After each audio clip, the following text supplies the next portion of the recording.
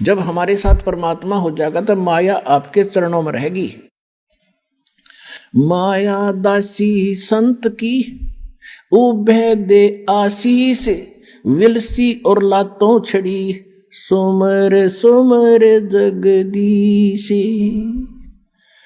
कहते ये माया भगत की दासी हो जाएगी, चरणों में पड़ी रहेगी और राम नाम रटते रहो और इसने छड़ो यानी खूब प्रयोग करियो, आपका आगे पड़ी रहेगी और किसी तरह खर्ची और खाइयो, लेकिन दुरुपयोग नहीं चलेगा।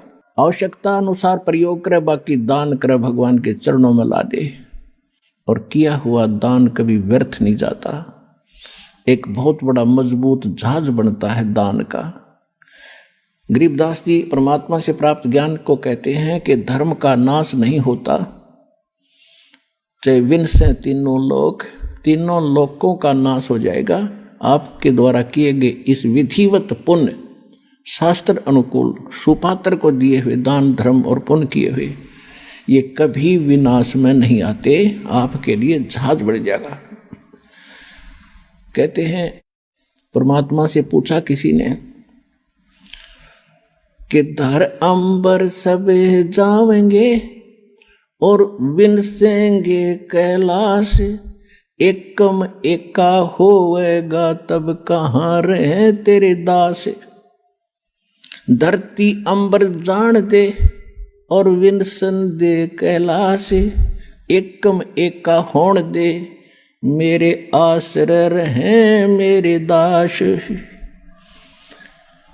कि मेरे भक्त मेरे द्वारा बताई गई इस विधि और इस धर्म पुण्य के जहाज में बैठ के और ऐसे रहेंगे जैसे नौका जल के ऊपर रहा करती है।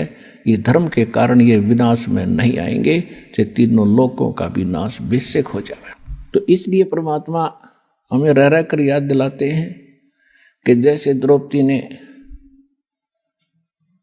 एक अंधे महात्मा को, अपनी राजा की लड़की कितना सुंदर साड़ी पहन कर जाती है, नहर पर नहाने गई थी घाट पर, परमात्मा अपने बच्चों को कैसे उभारते हैं। उनको मालूम है इनके ऊपर आने वाले जीवन में कितना कष्ट होगा। उन पुण्यात्माओं के साथ रहते हैं, कोई ना कोई ऐसा छल छिद्र करते हैं हम समझ भी नहीं पाते, हमारे पुण्य बनवा जाते हैं। वहाँ एक अंधे महात्मा का रूप बना के दरिया में खड़े हो गए और एक तन पर एक लंगोट था, बाकी कपड़ा था नहीं। वो ही नहाते समय दरिया में बह गया। वो महात्मा कति नंगे खड़े जल के अंदर। उधर से लड़कियों की आवाज आई स्नान करने के लिए। द्रौपदी अपने पिता के घर पर कुंवारी थी, स्नान करने के लिए सहेलियों के साथ जा रही थी। शोर हो रहा था। महात्मा ने सोचा, अंधा था, उसने सोचा कि मैं गलत स्थान पर आ गया, यहाँ कोई जनाना घाट है, लेडीज घाट है और बहुत बुरी बनी भाई। अब बाहर निकल नहीं सकता, कोई कॉपिन और नहीं, कोई कपड़ा लंगोट नहीं। उधर से द्रौपदी ने देखा कि महात्मा स्नान कर रहे हैं, जो उनके नहाने वाले स्थान से, घाट से जिधर पानी बह रहा था डाउन स्ट्रीम में 100-150 फुट की दूरी पर संत स्नान कर रहे थे। अब कहते हैं साधु दर्शन राम का और मुख पर बसे सुहाग। बोलेंगे भगवान की चर्चा करते हैं और दर्श उन्हीं को होते जिनके पूर्ण भाग। कबीरा दर्शन राम का, परमात्मा आवे याद और लेखे में वो समय बाकी का समय बर्बाद है। तो लड़की ने सोचा था कि महात्मा से चर्चा सुनूंगी, फिर उसने सोचा कि नहा रहे हैं, नहा लेने दो, तब तक मैं भी स्नान कर लेती हूँ। उन्होंने स्नान सुनून करके बाहर निकली, साड़ी बांध ली पहले वाली, नहाकर ताजी साड़ी बांध कर लड़की खड़ी हुई। उसने देखा महात्मा तो अभी भी जल के अंदर है, नहा नहीं रहा है, ये कुछ चीज खोज रहा है। फिर अपनी दिव्य दृष्टि से देखा लड़की ने कि बाहर कोई कपड़ा नहीं, महात्मा निवस्त्र है और शर्म के मारे ये बाहर नहीं आ रहा है। और ये महात्मा शर्मिंदा होकर के सारा दिन इसमें खड़ा रहेगा, जल में बाहर आ नहीं सकेगा। तो लड़की ने अपनी साड़ी में, राजा की लड़की कितनी कीमती साड़ी पहनती है, अंडरस्टूड है, और उसने ये भी इंतजार नहीं किया द्रौपदी ने कि किसी नौकरानी से कह दूं कि डाल दे कोई कपड़ा चुंदड़ी, नहीं, क्योंकि विवेक नाम इसी का होता है। उसको पता था कि मैं रोटी खाऊंगी तो मेरा पेट भरेगा, मैं अपने हाथ से दान दूंगी तो मुझे मिलेगा।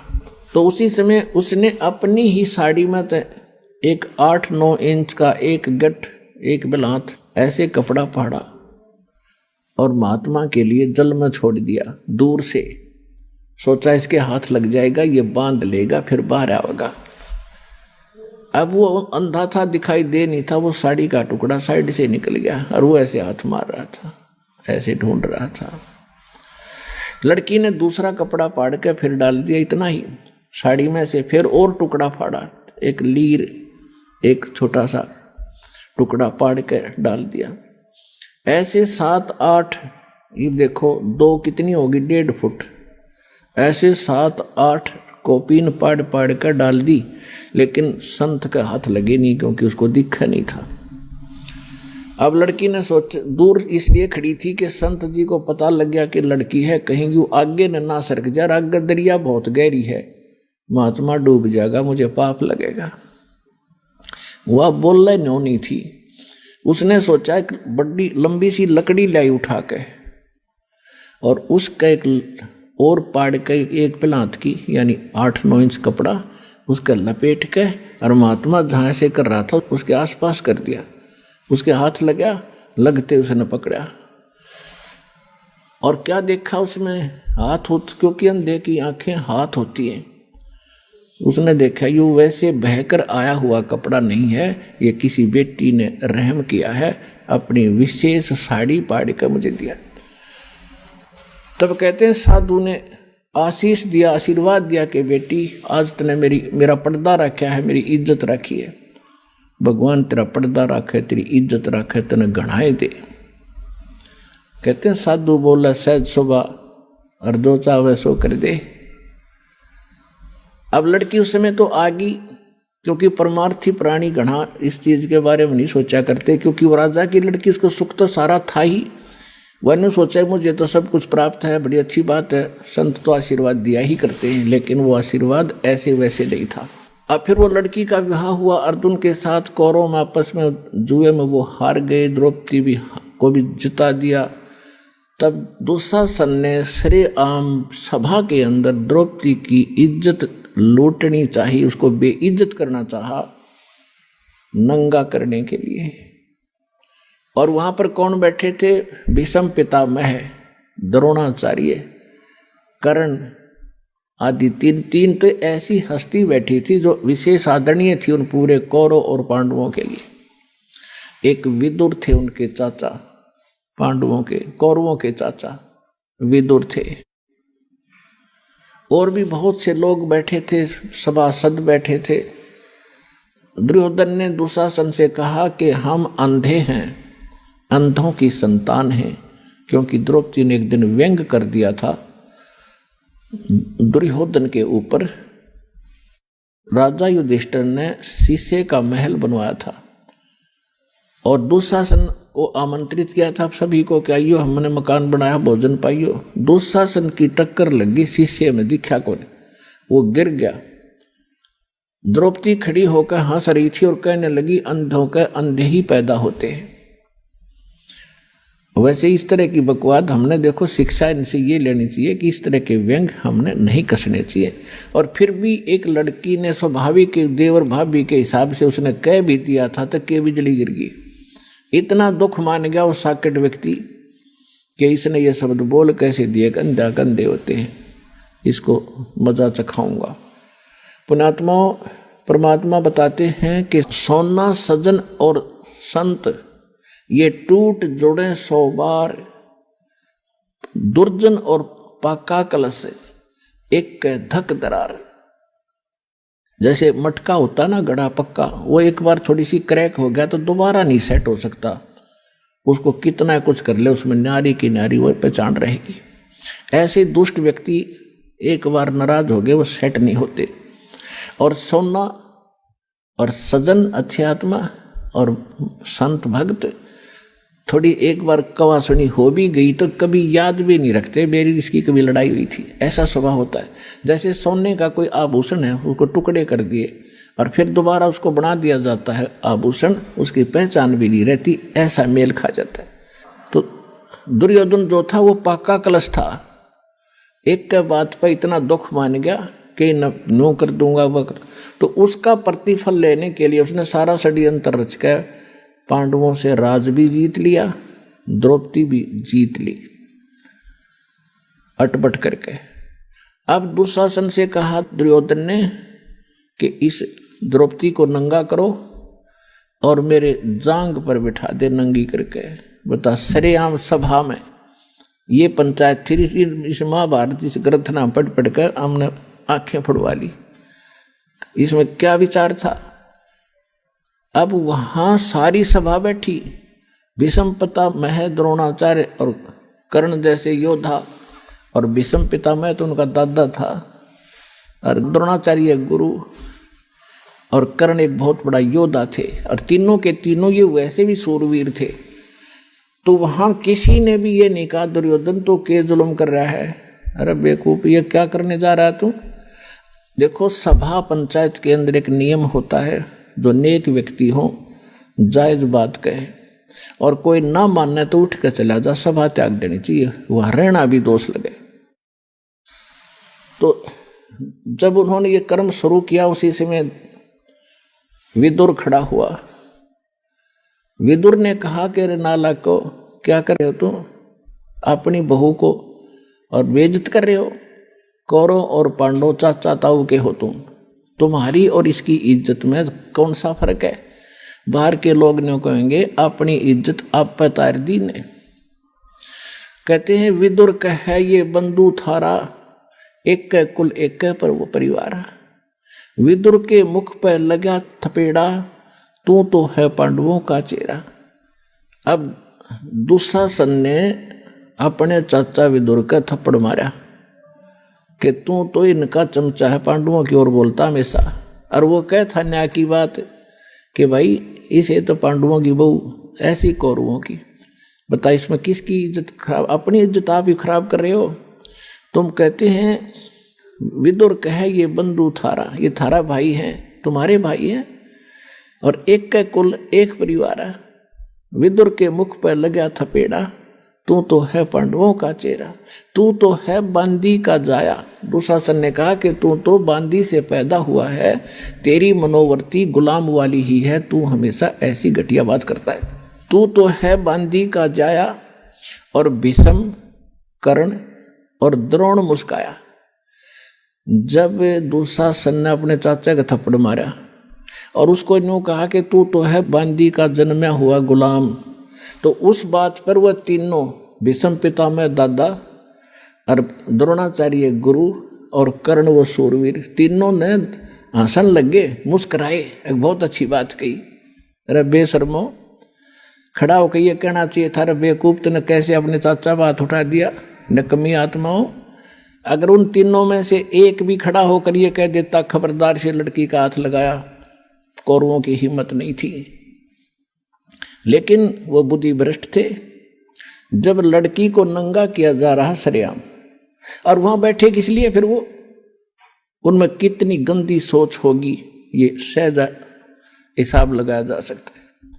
तो यहाँ परमात्मा ने सूक्ष्म वेद के अंदर इन पुराने ग्रंथों का भी जूस निकाला है, निष्कर्ष निकाल कर आपको दिया जा रहा है कि जिन ग्रंथों को तुम पढ़ा करते, क्या खाक थे वह। एक जमीन के ऊपर राजपाट पर लड़का मर गए, क्या शिक्षा है इससे, बता। वो जमीन यहीं रहेगी, यू लाल किला यहीं पड़ा है, और वह किधर धक्के खान जाओगे नरक में।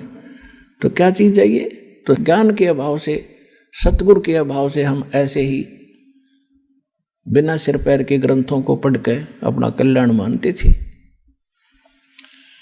अब क्या होता है कि द्रौपदी ने पहले तो देखा था कि सभा के अंदर मेरे 500 पांडव बैठे, पति और सूरवीर, वो मुझे नंगा होते कैसे देख सकेंगे। लेकिन वो हार चुके थे जुए में, वो बंध गए थे जुबान में उन्होंने नीची गर्दन कर ली।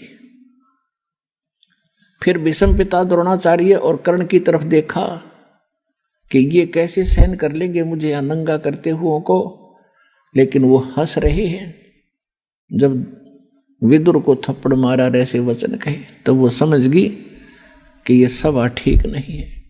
और पुण्यात्माओं, जब तक हम संसार से कुछ आशा रखते हैं कि ये मुझे ये लाभ दे देगा, वो मुझे ये सुख देगा, तब तक परमात्मा साथ नहीं देगा। आप तो सीधम सीधा भगवान से जुड़ोगे, चाहे आपका उंगली का चोट लाग जा, नो यही अर्थ है भगवान आप पे करोगे। भले ही तो मीडिया उसका दवाई बने, डॉक्टर बने, लेकिन करेगा भगवान। आपने ऐसा भी देखा होगा, डॉक्टर खूब इंटेलिजेंट है और खूब प्रसिद्ध है, और एक व्यक्ति जाता है, उसके इंजेक्शन लगाता है, वो रिएक्शन कर जाता है और डॉक्टर के हाथों में मर जाता है। तो ये दवाई और डॉक्टर नहीं करते, या संस्कार काम करते हैं। परमात्मा साथ होगा। जैसे आप देखते हैं कई भक्त, मेरे तो लाखों से ऐसे पाला पड़ा है, कहते हैं जी मैं सब दवाइयाँ खा ली, कोई नहीं लगती, खाते हैं तो रिएक्शन करते हैं, खुजली हो जाती है, नाम शुरू करते हैं, आशीर्वाद प्राप्त करते हैं, वही गोलियां फिर काम करना शुरू कर जाती हैं। तो संस्कार से सब कुछ होता है। तो तब हम परमात्मा हमें पल पल में साथ देगा। छोटे से छोटा भी दुख और सुख आपको अनुभव करा देगा कि मेरे कारण दुख टला तेरा, तब रोज दिखेगा आपने। तो ऐसे जब द्रौपदी ने देखा कि ये कोई साथ दे नहीं रहे, तब भगवान याद आया। और हम भी ऐसा ही करते हैं, जब हमारे यहाँ के सब रास्ते बंद हो जाते ना, औषधि भी काम नहीं करती, जब हम भगवान याद करें। अपने आत्माओं, अब परमात्मा को याद तो सभी करते हैं आपत्ति में, लेकिन किसको राहत मिलती है? या तो उसके पिछले जन्म के पुण्य हो, उनसे भी लाभ दे देता है परमात्मा। और जब पुण्य ही खत्म हो जाएंगे तो बेशक अर्जी लाए जाइए और बेशक प्रार्थना करते रहना, कति सुनाई नहीं होगी। अब जैसे द्रौपदी ने वो एक पुण्य किया था और एक महापुरुष का वचन था, वो महापुरुष भी स्वयं परमात्मा ही थे। कहते हैं सोचल छिद्र मैं करूं अपने जन के काज। तो द्रौपदी कभी किसी जन्म में भगवान की शरण में रही हुई है वो आत्मा, और उनके पीछे परमात्मा कहते हैं जो बच्चा गौ की नजर में, न्यो साईं को संत, और भक्तों के पीछे फिरे वो भगत वत्सल भगवंत। अब द्रौपदी ने जब याद किया, हे भगवान आज इज्जत इस दासी की आपके हाथ में है। आत्मा का साथी है भगवान कबीर साहब, और मन का साथी है काल। जब हम मन से कुछ पुकार करते हैं तब तक सुनाई नहीं होती, जब इसकी आत्मा रोती है वो भगवान का अंश है। अब यहाँ से जब द्रौपदी ने पुकार की तो धर्मराज के दरबार में, जो यहाँ का न्यायाधीश अकाउंट रखता है, उसके दरबार में इसकी चीख गई, वहाँ गुंजी बुरी तरह। और धर्मदास ने तुरंत उस नंबर की वह फाइल खोली जिसमें उस आत्मा के कुछ पुण्य और पाप डिपॉजिट थे।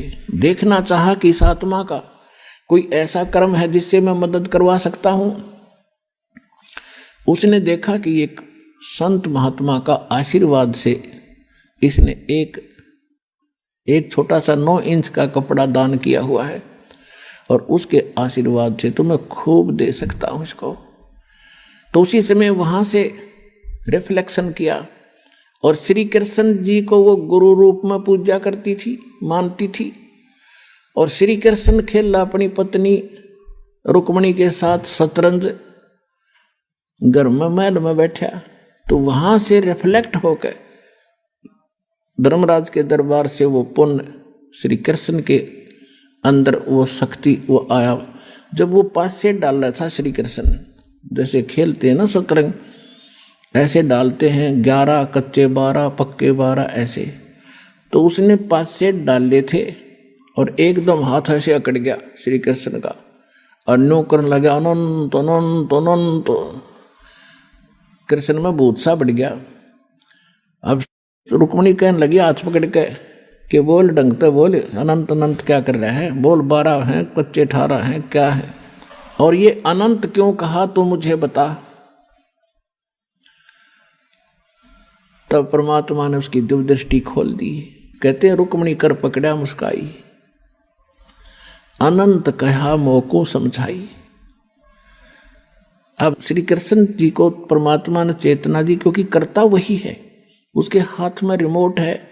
वो कौन से इंस्ट्रूमेंट से, कौन सी तोप से, कौन सी मिसाइल से कौन सा काम ले, उसके हाथ में रिमोट है। तो श्री कृष्ण जी के अंदर परमात्मा ने वह पावर भेजी, वो पुण्य भेजा, और फिर वो तो वहां उसको दिखा दी कि द्रौपदी को दुशासन ने पकड़ रखा है और उसकी इज्जत खराब करना चाहता है। और तो वहां परमात्मा बुलवा रहे हैं श्री कृष्ण से कि हमरा भगत पे छोड़ी हुई, दुशासन ने द्रौपदी पकड़ी, हमरी भक्त सकल में सिखरी। हमरी भक्त पे छोड़ी हुई तो हमरा नाम न लेवे कोई। यदि भगत ही हानि में रहेंगे तो राम का नाम मिट जाएगा। अब वो तो लग गया खेलन, तंदे ही से पासा डारी और पहुंचे सुख समरूप मुरारी। अब हमने मुरारी नाम श्री कृष्ण का लिख रखा है। मुरारी का वास्तविक अर्थ है राक्षस का शत्रु। अरि माने शत्रु, मुरा माने राक्षस। तो सबसे बड़ा जो राक्षस हमारा कर्म है, पाप कर्म, और उस पाप कर्म रूपी राक्षस ने ना कृष्ण काट सकता, ना विष्णु काट सकता, ना राम काट सकता, ना ब्रह्मा विष्णु महेश, ना शिव, केवल एक परमात्मा कबीर भगवान काट सकता है। तो वो वास्तव में मुरारी है। जैसे वासुदेव श्री कृष्ण को कहते थे, वासुदेव नहीं है श्री कृष्ण, वासुदेव का अर्थ ही कुछ और होता है। वो तो वासुदेव का बेटा था। वासुदेव एक व्यक्ति था, लेकिन वेदों में वासुदेव परमात्मा का अलंकृत नाम है, उपमात्मक नाम है, जिसकी प्रभुता सबके ऊपर हो, जिसका वास सब जगह हो, उसको वासुदेव कहते हैं। तो ऐसे ही है मुरारी। तो यहाँ गरीबदास जी की वाणी को समझने के लिए इस दास के इसलिए आवश्यकता पड़ी, परमात्मा ने ये बुद्धि दी। तो कह रहे हैं गरीबदास जी के रुक्मणी कर्म पकड़ा मुस्काई, अनंत कहा मोको समझाई।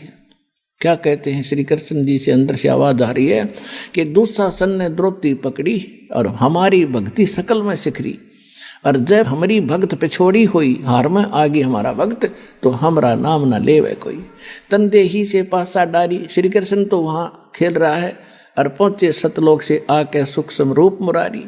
और खेच कसीसा सर पर बैठे हैं जगदीशा। अब ये लीला क्यों करी कि न्यू बिना पता ना लागो भगवान ने मदद करी है द्रौपदी की। तो जिस कारण से सब लीला परमात्मा करके इस युग तक, इस समय तक परमात्मा में आपकी आस्था बना के लाए हैं। और उस कृष्ण और द्रौपदी की इस कथा ने हम आज तक सुनते और सुनाते रहे। लेकिन आपके आज तक कदे हुई ऐसी लीला जो द्रौपदी के साथ हुई थी, इस दास के साथ हुई और इस सब के साथ हो रही है, जब सच्चे भगवान से हम जुड़ गए।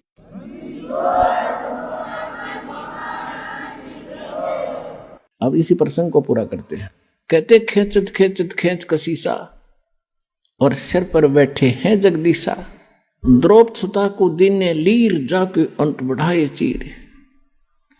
द्रौपद सुता के चीर बढ़ाए, शंखों पार ढी पाए। अब उसने खूब खींच कर छक लिया।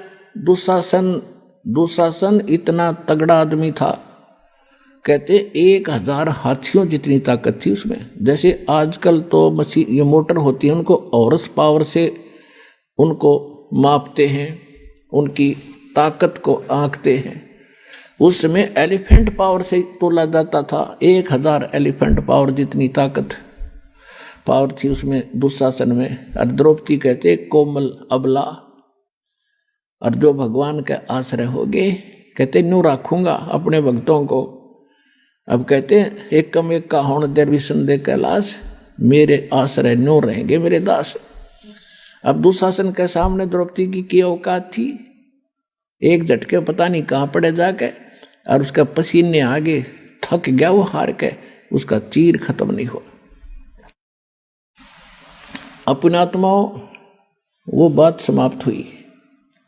कुछ दिनों के बाद श्री कृष्ण जब वहां आए पांडवों के पास, द्रौपदी ने पूछा कि हे परमात्मा, हे गुरुदेव, मुझ दासी पर आपने कौन से पुण्य की या कृपा करी जो मेरा चीर बढ़ा दिया। अब श्री कृष्ण जी को दिव्य दृष्टि दी भगवान ने उसने देखा कि द्रौपदी, एक समय तू स्नान करने गई थी जब तू अपनी माँ के घर थी, विवाह से पहले कुंवारी थी। उस समय तूने एक अंधे महात्मा को एक साड़ी का टुकड़ा पाड़ के दिया था, एक बिलांत का, और जिसके कारण परमात्मा ने तेरा यो चीर बढ़ाया बहन। अब द्रौपदी का फिर वो रिमाइंड हुआ पिछली बात, तो अच्छा हे भगवान, अब थोड़ी थोड़ी याद आती है मुझे कि सचमुच अब क्या कहती है द्रौपदी कि एक लीर के कारण, यानी 3 फुट बाई 9 इंच के कपड़े के कारण, और मेरे बढ़ गए चीर अपार, और जब मैं पहले समझ लेती उस संत को तो सर्वस देती वार। ओए होए होए।